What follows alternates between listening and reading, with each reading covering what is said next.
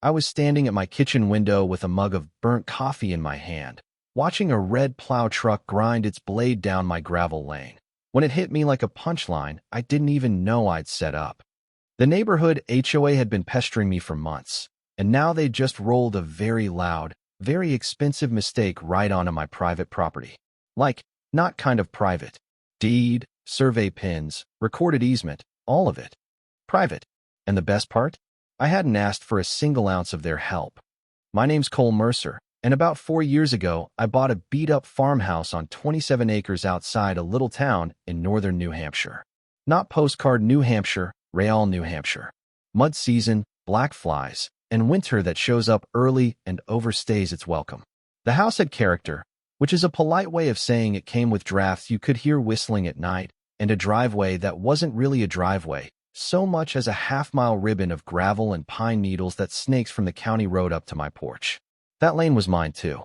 It had been cut back in the 60s for a logging family, long before the shiny development down the road even existed. And that development, Pinecrest Commons, was one of those places where every mailbox looks like it came from the same catalog, every lawn is trimmed like a golf green, and the HOA acts like they're running a small country. When I bought my place, I made it painfully clear I wasn't part of their world. My attorney, Marcus Hale, pulled every document he could get his hands on, deed history, plats, tax maps, the whole deal, and he told me, "Cole, you are not in their association. You're adjacent, not included. They can complain, but they can't control you." I believed him. I just didn't realize how stubborn an HOA can get when they decide your existence offends them. It started the way these things always start, petty and stupid. One Tuesday in late September, I get a letter in my mailbox with a fancy logo on it. Pinecrest Commons Homeowners Association. I'm thinking, wrong address. I open it standing by my truck, still wearing my work boots, and it says I'm in violation. My fence is non-compliant. I look up at my fence, old cedar rails, weathered gray, the kind of fence that looks right because it's been there longer than the HOA president's mortgage. The letter tells me I need to replace it with approved materials from authorized vendors. I actually laughed, out loud. Then I tossed it on the passenger seat and drove up to the house. 2 weeks later, another letter. This one's got teeth. Fines starting at $40 a day, escalating weekly, and a request that I contact the board immediately. The letter is signed by the HOA president, Diane Kessler. I call because I'm not going to let some stranger mail threats to my house like we're in middle school. She answers with that crisp, practiced voice, like she's been waiting all day to be important. Pinecrest Commons, this is Diane. I say, "Hi Diane, my name's Cole Mercer. I got your letter. You've got the wrong guy. I'm not in your HOA." There's this little pause, like she's buffering. Then she goes, "Mr. Mercer, your property is within the Pinecrest area. You're subject to our community standards." I swear I could hear her smiling through the phone. I keep my voice calm, because I'm trying to be an adult. "No ma'am. My property predates your development. I'm not a member, and I never agreed to anything." She gets that tone, the one people use when they think you're too dumb to understand your own life. The county rezoned this area. That changed things. I say, "Show me. Send me the document that says you can regulate my fence."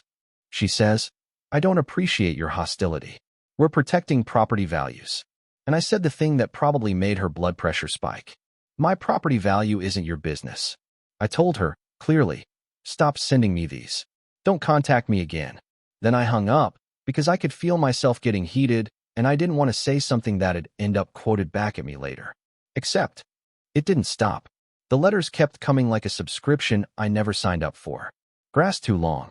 A derelict vehicle in my driveway, which was my perfectly working pickup that I drive every day.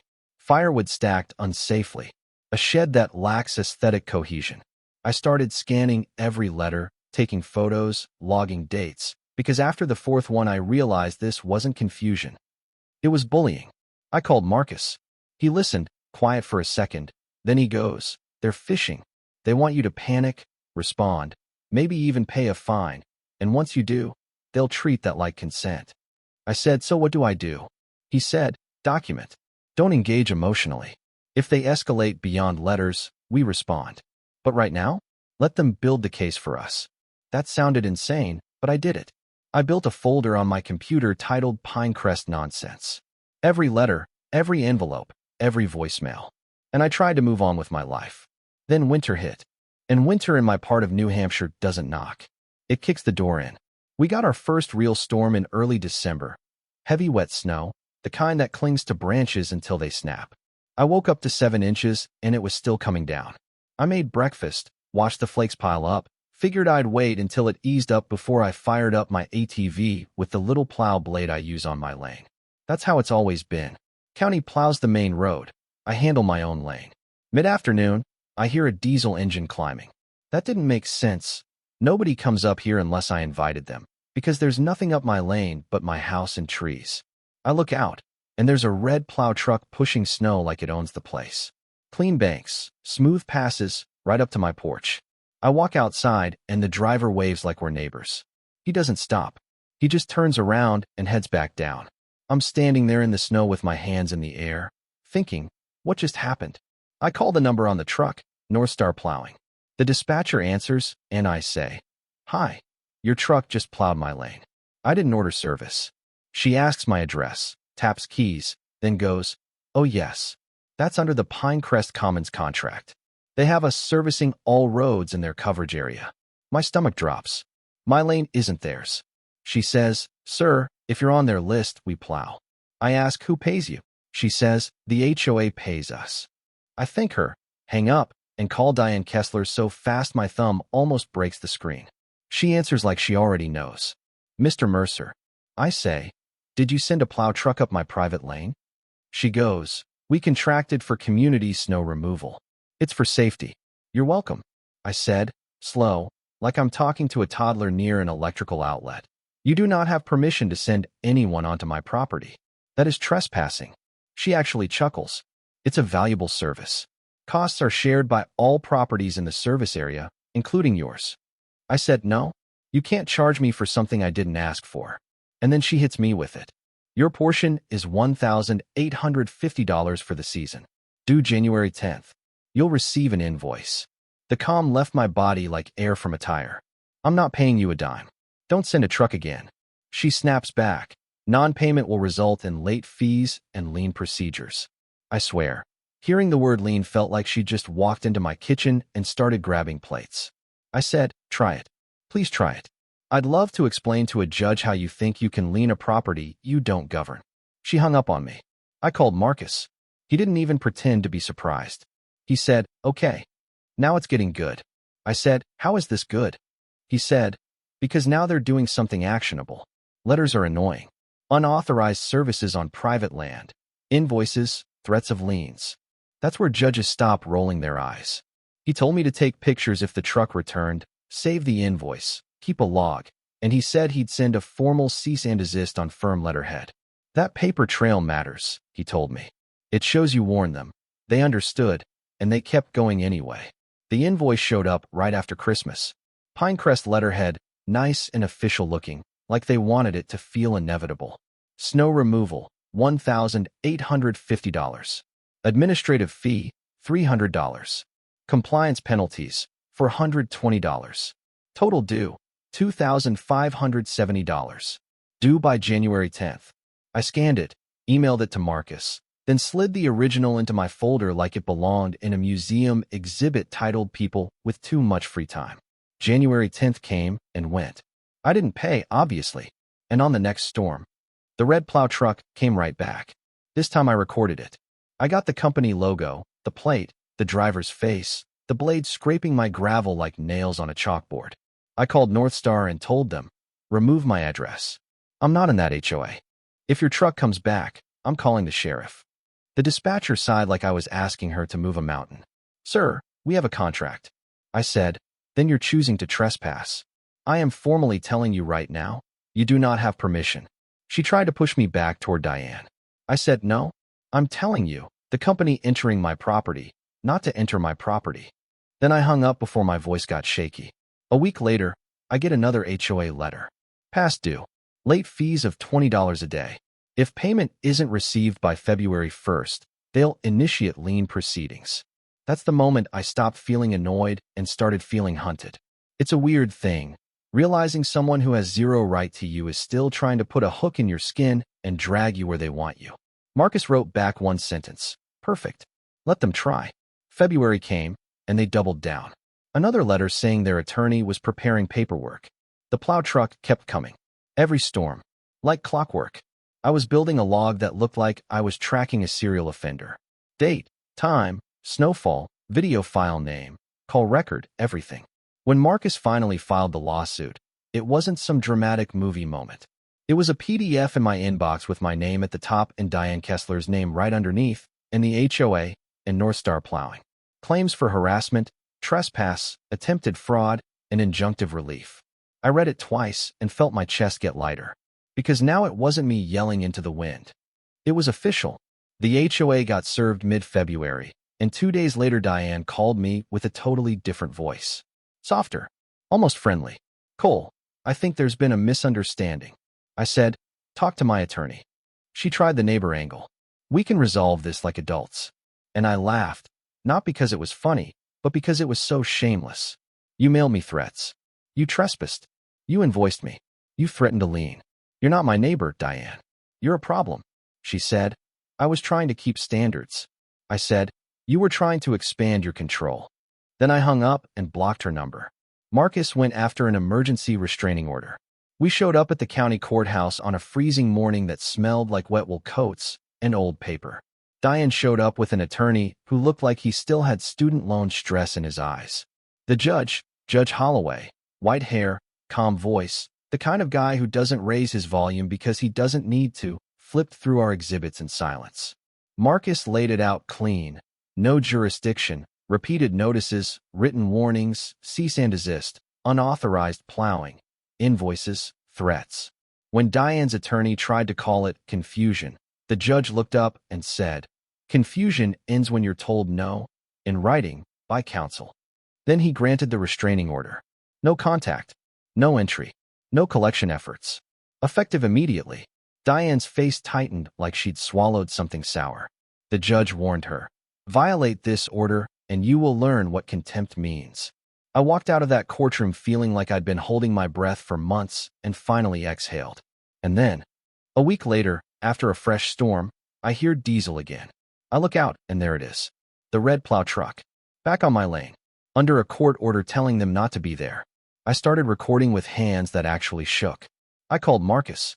He said, good. Now call the police. So I did.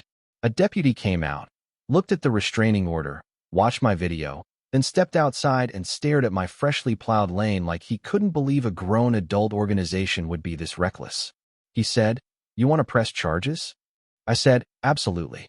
He filed the report and told me the county attorney would decide if they pursued criminal trespass. Marcus filed the contempt motion. At the contempt hearing, Diane showed up with a different attorney. Older, sharper, the kind of guy who charges by the breath. They tried to blame a communication error at the plow company.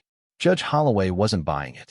He fined the HOA $4,000 payable to the court and warned, plainly, that another violation could mean personal consequences for the board. Then he moved our trial date up. I'm not babysitting this case for a year, he said. We're finishing it. By the time trial rolled around, the story had grown teeth. Depositions showed Diane never verified boundaries, never checked deeds, never consulted an attorney until she got sued. She just assumed that because my land was nearby, she could claim it. North Star admitted they kept plowing even after my warnings because they trusted the HOA. In court, Diane tried to paint herself as a volunteer, just doing her best. Marcus asked her, when Cole told you he wasn't in your HOA, what did you do to verify? She said, I looked at the area map. Marcus said, not your map. The recorded documents. Diane admitted she didn't. Marcus asked, after you received a cease and desist from my firm, why did you continue? Diane actually said, I thought he was bluffing. That's when I saw the judge's eyebrows lift, just slightly, like even he couldn't believe she said it out loud. Judge Holloway ruled in my favor. Damages for harassment. Attorney fees. Permanent injunction. No appeal stay. The order stood immediately. I didn't jump up and cheer. I just sat there, hands clasped, feeling this quiet kind of victory that doesn't look dramatic on camera, but hits you deep. The feeling of being seen, finally, by someone with authority who isn't impressed by loud bullies and nice stationery. Diane looked hollow. The HOA board looked like they wanted to melt into the floor. Outside the courthouse, Marcus told me, they'll pay. HOAs usually have insurance for some of this, but either way, they'll pay. A month later, the check hit my account. I used a piece of it to upgrade my ATV plow, because the universe has a sense of humor. Northstar stopped coming. The letters stopped. And for the first time in almost a year, my mailbox was just a mailbox again. But here's the part that still messes with me, and it's why I'm telling this story. Diane didn't start out with a crowbar in her hand, right? She started with a letter about a fence. A stupid fence. And if I'd paid a little fine, or answered one letter the wrong way, or tried to keep the peace by giving her an inch, I honestly believe she would have taken the whole mile. That's how this kind of power works. It grows where people tolerate it. The development down the road is still there, still neat and shiny, and I'm sure their HOA still nags its own members about mailbox colors and lawn edging. But now they keep their hands off land that isn't theirs. Or at least, that's what I'm hoping. Because I'll be real with you. I don't think people like Diane learn humility. I think they learn boundaries when boundaries cost them something. So let me ask you this, and I want you to argue about it in the comments because I already know people are split. If an HOA believes they're protecting property values, does that ever excuse them pushing into places they don't belong?